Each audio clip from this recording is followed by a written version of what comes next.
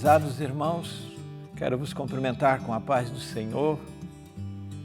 Quando estamos nesse momento de tantas incertezas, de tantas apreensões, nada melhor do que sermos inundados por esta paz, que no dizer de Paulo excede a todo entendimento. Que muitas vezes nós não compreendemos as coisas que estão acontecendo e nem conseguimos entender fatos que acontecem na nossa vida. Mas quando nós temos a paz de Deus nos nossos corações, as adversidades chegarão, mas nós passaremos por ela sem perdermos a noção de louvarmos e bendizermos o nome do Senhor por tudo que acontece. Eu quero, neste momento, estar fazendo uma oração com vocês e depois nós vamos estar meditando uma palavra que Deus colocou no meu coração. Bendito Deus, Pai amado, nos colocamos diante de Ti nesta hora, Senhor, por intermédio de Jesus Cristo, Teu Filho. Quando estamos aqui nesta hora, Pai, fazendo esta mensagem, elaborando esta mensagem para ser levado aos Teus filhos, que estarão assistindo. E eu quero Te pedir, Senhor, que Tu estejas com cada um de nós. Que Tu estejas nessa hora visitando a vida e o lar daquele que está assistindo este culto da Seara. Que possamos, Pai, nestes momentos, entrarmos em sintonia contigo, nos desligarmos de todos os acontecimentos e de tudo aquilo que nos traz tristeza e nos voltar para Ti neste momento e render o nosso culto, o nosso louvor a Ti, porque Tu és digno de toda adoração, de todo louvor, Pai, porque Tu és o nosso socorro, bem presente no dia da angústia e aquele que nos supre em todas as nossas necessidades. É a nossa oração, em nome de Jesus, o Teu Filho. Amém, amém. Quero convidar vocês a abrirem suas Bíblias no Salmo 42. Salmo 42 é um salmo dos filhos de Corá, ou Coré. E só para lembrar vocês, esses filhos de Coré, Coré estava entre aqueles 3 homens que se revoltaram contra Moisés. Está registrado lá no livro de Números, capítulo 16. E eles foram justiçados por Deus. Eles perderam a sua vida por se voltarem contra a liderança de Moisés. Mas a Bíblia também diz que os seus filhos foram poupados. E a Bíblia também nos diz que o pai não leva a maldade do filho e nem o filho a maldade do pai. E nisso aqui nós vemos isso muito claro aqui. Quando os filhos de Coré, por serem descendentes de Levi, eles foram, quando da construção do templo, e depois Davi mais tarde, quando separou homens para o louvor, para o serviço do templo, estes homens foram colocados no serviço do templo e nos diz a história que eles faziam parte da administração litúrgica nas celebrações do templo. E esse salmo é escrito por um dos filhos de Coré e nos diz assim, salmo tão conhecido, tão cantado, como a corça suspira pelas águas correntes, assim por Ti, ó Deus, anseia a minha alma. A minha alma tem sede de Deus, do Deus vivo. Quando poderei entrar para apresentar-me a Deus? Minhas lágrimas têm sido meu alimento de dia e de noite, porquanto me questiono o tempo todo, onde está o Teu Deus? Recordo-me dessas ocasiões e dentro de mim se me derrama a alma em profundo pranto de como caminhava eu junto à multidão, conduzindo-os em procissão rumo à casa de Deus, com cantos de júbilo e louvor entre a multidão que festejava. Por que estás assim tão abatido, ó minha alma? Por que te angustias dentro de mim? deposita toda a tua esperança em Deus, pois ainda o louvarei por seu livramento, Ele é o meu Salvador. Ó meu Deus, esmorecida está a minha alma, por isso em ti fixo o meu pensamento, desde a terra do Jordão, das alturas do Hermon, desde o monte Mizar. Do abismo as águas chamam as torrentes no troar de suas cataratas, e todos os vagalhões se precipitaram sobre mim. Contudo, durante o dia, o Senhor me concede a sua misericórdia, e à noite comigo está sua canção de louvor. É a minha oração ao Deus da minha vida. Declaro, ó Deus, minha rocha, por que te esqueceste de mim? Por que razão caminhar lamentando e sem direção sobre a opressão dos meus inimigos?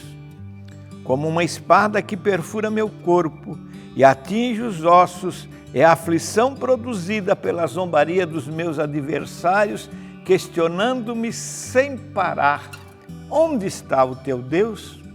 Por que estás assim tão triste, ó minha alma? Por que martirizas o meu ser? Põe a tua esperança em Deus, porquanto ainda o louvarei por tua presença salvadora, ó meu Deus. Prezados irmãos, prezados amigos, este salmo foi escrito por um filho de Coré e diz que, segundo os registros, nessa ocasião que ele escreveu esse salmo, ele não estava em Jerusalém, ele tinha sido sequestrado por aqueles bandos que às vezes invadiam aquelas terras, e ele estava longe de Jerusalém, a cidade onde estava o templo. Diz que ele estava aqui, ele dá a localização, ele estava lá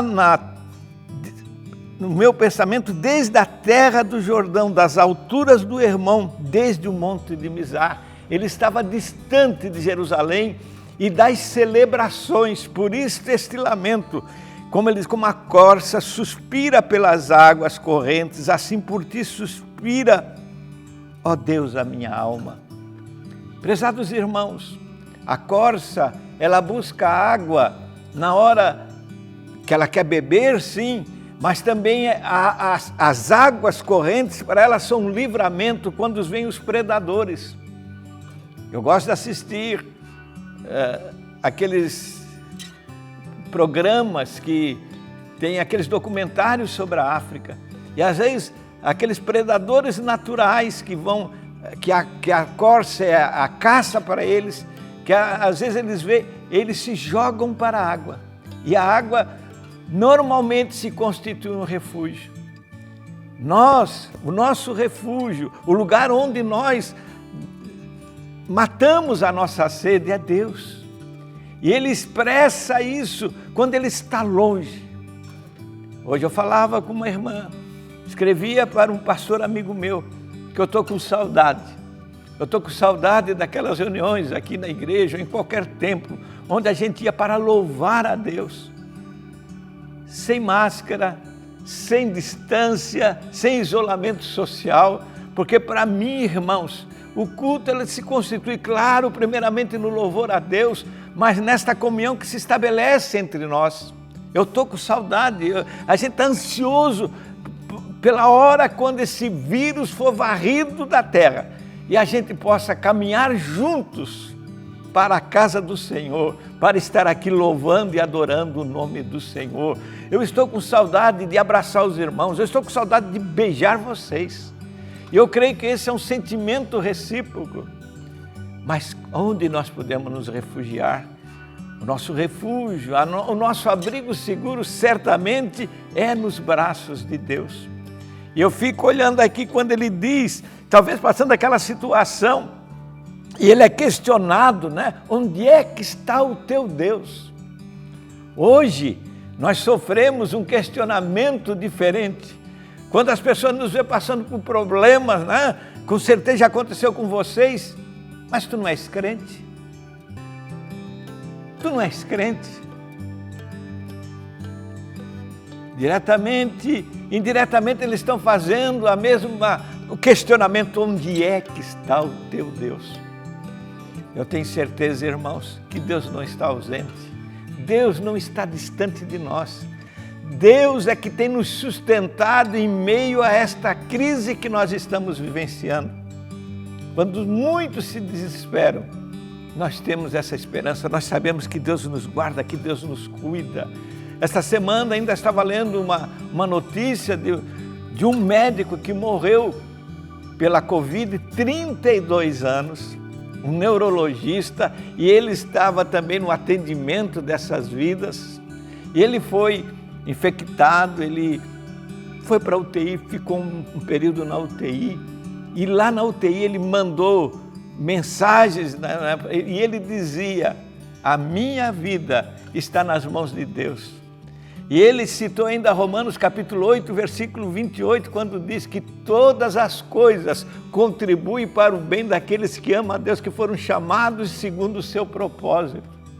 Ele estava passando, ele estava lá no vale da sombra da morte, mas ele não perdeu a sua visão do cuidado de Deus sobre a vida dele. E ele tinha certeza que o que acontecesse estava na dispensação de Deus. E ele faleceu. E muitas vezes nós nos desesperamos só por ouvir notícias. A gente sabe que tantas pessoas, essa semana ainda perdi um amigo, um pastor, José, ali de Blumenau, foi ceifada a sua vida, e Deus recolheu ele através desse instrumento que foi esse vírus que está pegando tantas pessoas. Mas a notícia boa também, irmãos, que nem todos morrem. Gente pega o vírus e desaparece sem tomar uma medicação. Essa semana, agora, estava lendo hoje, uma criança aqui, bem perto de nós, em Cabeçuda, 5 anos. Ela tem um câncer e eles estavam bem guardados em casa, mas ela teve que ir em Criciúma lá para o tratamento, e quando tiveram lá, decorrido aquele tempo de gestação, a criança e a mãe ficaram contaminados. Mas foi sintomas leves e já estão recuperados, praticamente sem medicação. Eu creio, irmãos, que Deus não se esqueceu de nós. Essa questionamento aqui do salmista, né? Tu te esquecesse de mim, Senhor. Tu esquecesse de nós, tu te esquecesse de mim. No verso 9, declaro a Deus, minha rocha, por que te esqueceste de mim? Por que razão caminhar lamentando e sob a opressão dos meus inimigos? Irmãos, Deus não nos esquece. E é interessante neste salmo, né, que ele sempre tem a esperança e ele se renova na sua vida e no renovar do seu espírito e da sua alma, sabendo que Deus não se esquecia dele. E as nossas circunstâncias são as mesmas vivenciadas neste salmo. Eu quero que Deus fale contigo na leitura deste salmo, que você possa ver o cuidado de Deus dispensado a nós. Nós não caminhamos sozinhos. E o salmista Davi, ele tinha essa certeza. Eu cito tanto esse versículo, esse verso do Salmo 23, o verso 4, ainda que eu ande pelo vale da sombra da morte, não temerei mal algum, porque tu estás comigo, a tua vara e o teu cajado me consolam. A esperança do salmista, apesar de todas as adversidades, ele tinha certeza, aleluia, que ele ia voltar ao templo, ele ia estar lá na congregação dos santos para louvar a Deus que merecia todo o louvor e toda a sua adoração. Ele tinha essa esperança. Irmãos, não sei se eu falo especificamente com alguém, levanta o teu olhar para Deus. Não fica olhando para as circunstâncias que te rodeiam. Não fica olhando que lá saiu a notícia. Tem gente, não quero nem olhar tal emissora porque só dá notícia. Irmão, não tem problema. A notícia talvez nos alerte para a necessidade de tomarmos os cuidados necessários. Que eu vejo aí uma reclamação das autoridades que o povo parece que nem está aí. Não respeitam. E eu tenho certeza, eu confio em Deus que Ele vai nos guardar, mas a nossa parte nós temos que fazer. Esse salmo aqui no verso 8, o salmista diz, ele antes no verso 7, do abismo as águas chamam, as torrentes no troar das suas cataratas, e todos os vagalhões se precipitaram sobre mim. Aquela coisa que vem toda essa corrente de notícia ruim e tal, e às vezes até nos sacode, se não nos aguentarmos, não nos firmarmos, nós vamos cair. Mas no verso 8 ele diz, contudo durante o dia o Senhor me concede a sua misericórdia e à noite comigo está sua canção de louvor. É a minha oração ao Deus da minha vida. Irmãos, nós não podemos evitar determinadas situações que nos acontecem. Mas nós podemos continuar clamando ao Deus da minha vida, que me sustente, me guarde e me faça passar por este momento de adversidade. Para terminar, ele volta a dizer-se lá no início, no verso 2, no verso 3 ele diz que todos questionavam, onde está o teu Deus? Ele diz, recordo-me dessas ocasiões e dentro de mim se derrama a minha alma em profundo pranto de como caminhava eu junto à multidão, conduzindo-os em procissão rumo à casa de Deus, com cantos de júbilo e louvor entre a multidão que festejava. Esse era um costume do rei Davi também, quando ele saía em procissão com a multidão para chegar à casa de Deus para adorar. E quando questionavam onde é que está o teu Deus, ele então traz à mente esses momentos que ele se dirigia para a casa do Senhor. Porque dentro do conceito judeu da época, da sua tradição religiosa, Deus estava lá no templo em Jerusalém. Lá era onde o lugar da manifestação de Deus. Mas hoje nós sabemos, meu irmão, que Deus, mais do que está perto de mim, mais do que está perto de você, nos diz que Ele habita, nós somos a habitação do Senhor. Então não importa a adversidade que tu esteja passando, se perguntar onde está o teu Deus, tu não é crente, sou, e Deus está na minha vida.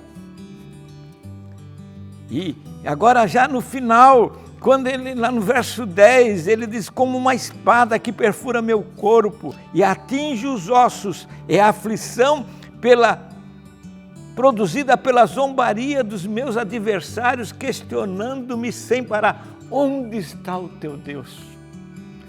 Essa era a maior ferida que era produzida neste salmista, quando questionava onde é que está o teu Deus.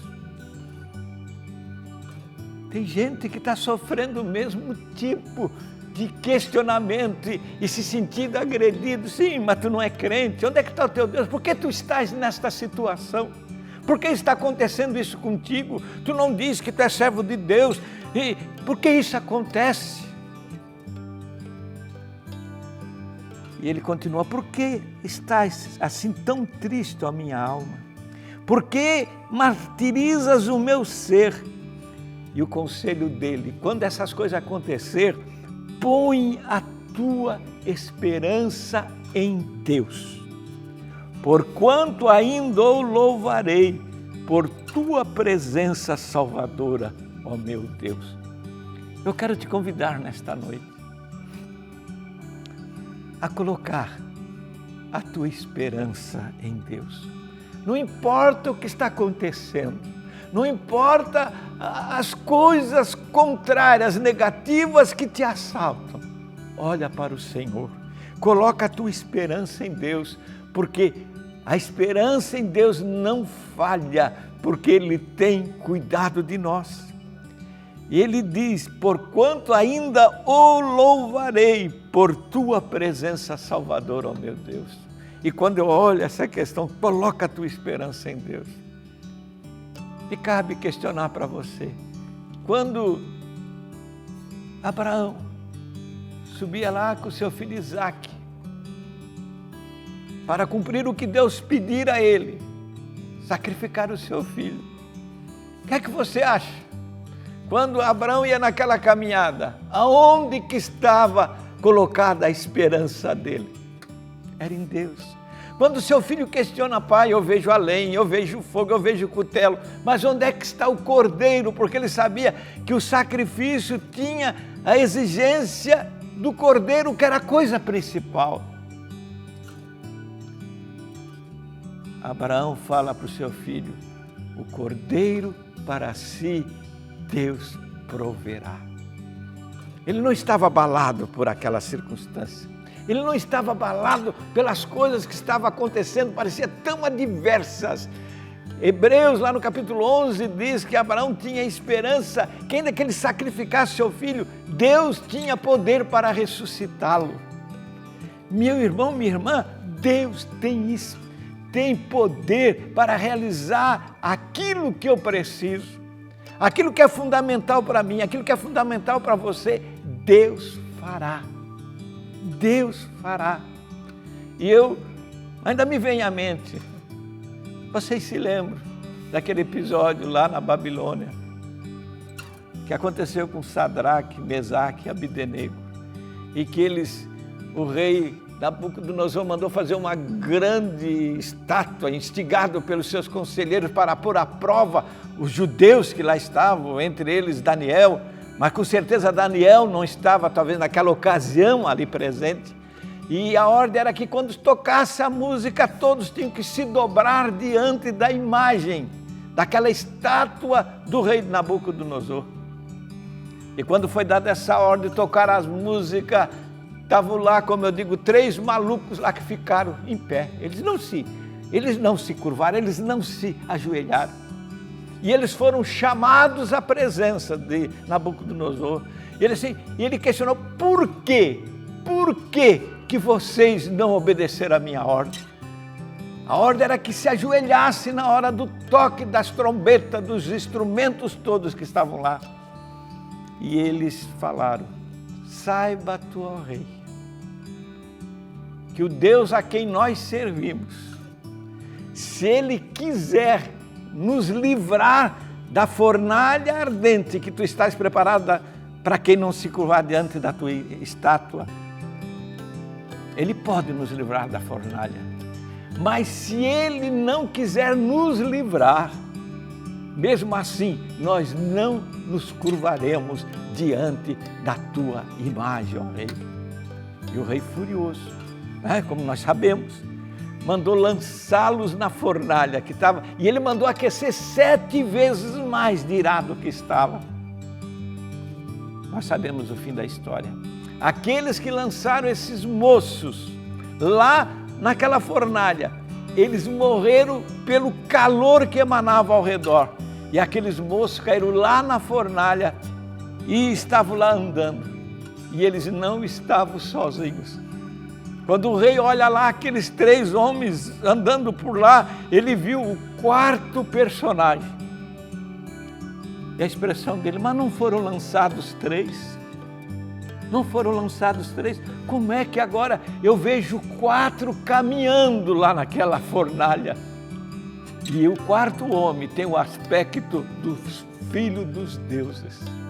Minha irmã, meu irmão, não importa a fornalha, não importa a situação que estejas vivenciando, Deus com certeza estará do teu lado, estará contigo. Ele estará contigo e vai te livrar, vai te guardar, vai te sustentar. Mas a nossa parte nós temos que fazer. Aqueles moços não duvidaram da provisão de Deus para a vida deles. Abraão não duvidou que Deus seria capaz de livrar o seu filho da morte. Se tu creres, Deus te livrará de todas as tuas problemas, das tuas adversidades. Mas ao mesmo tempo eu trago aqui para nós este médico, 32 anos, ele estava consciente, ele estava com aquela enfermidade e ele conhecia, e ele dizia, se Deus permitiu, porque era o melhor para ele. Meu irmão, minha irmã, eu creio e eu espero que logo, logo isto passe e nós possamos estar reunidos aqui neste lugar.